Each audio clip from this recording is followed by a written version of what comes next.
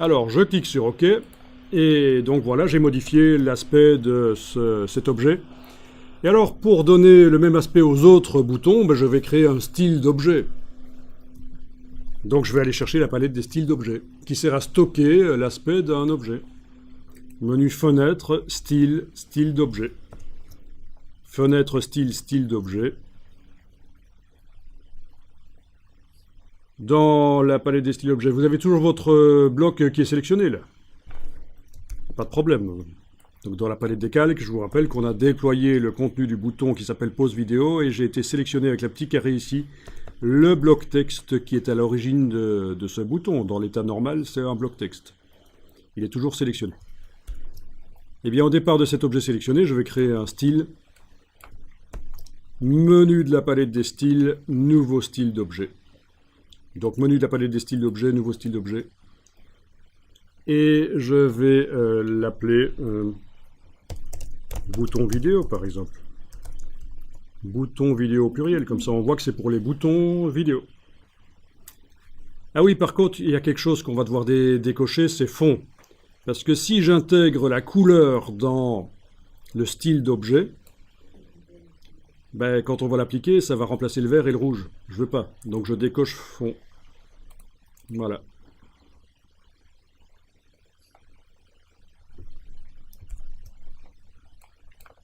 Ok. Et donc, un style qui s'appelle bouton vidéo est apparu là. Je l'applique à mon objet en cliquant sur lui. Voilà. Et rien ne change évidemment puisque l'objet a servi à faire le style. Si l'objet reçoit le style qu'il vient de créer, ça ne le change pas. Si vous avez oublié de décocher l'option fond, vous pouvez encore double-cliquer sur le nom du style à droite et aller décocher l'option fond. Comme ça, le style modifiera les objets sur lesquels je vais le mettre, mais pas leur couleur de fond. Vous connaissiez les styles d'objets? Oui, ça vous dit quelque chose? C'est super important, hein, ça permet de gagner beaucoup de temps dans InDesign. Alors, je sélectionne le bouton suivant et dans le bouton suivant, je vais aller sélectionner l'objet de base sur lequel je vais appliquer le style. Voilà. Je recommence pour le dernier. Je sélectionne le bouton. Je déploie ici. Je sélectionne avec le petit carré l'objet de base. Et je lui applique le style. Et voilà.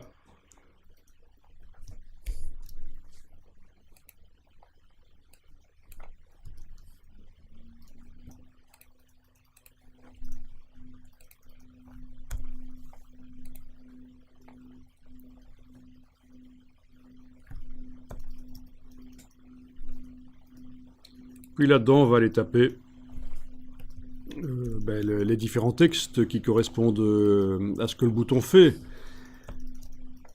Donc celui-là, c'est reprise. Je vais aller taper le texte ici. Reprise. Voilà, je suis obligé de le centrer en fait. Hein. Le centrage vertical est inscrit dans le style d'objet, mais pas le centrage horizontal. Ça pourrait l'être. Hein. On pourrait faire en sorte que le style d'objet peut indiquer quel est le style de paragraphe qui doit être utilisé dans le bloc texte. Donc ici, bouton lecture.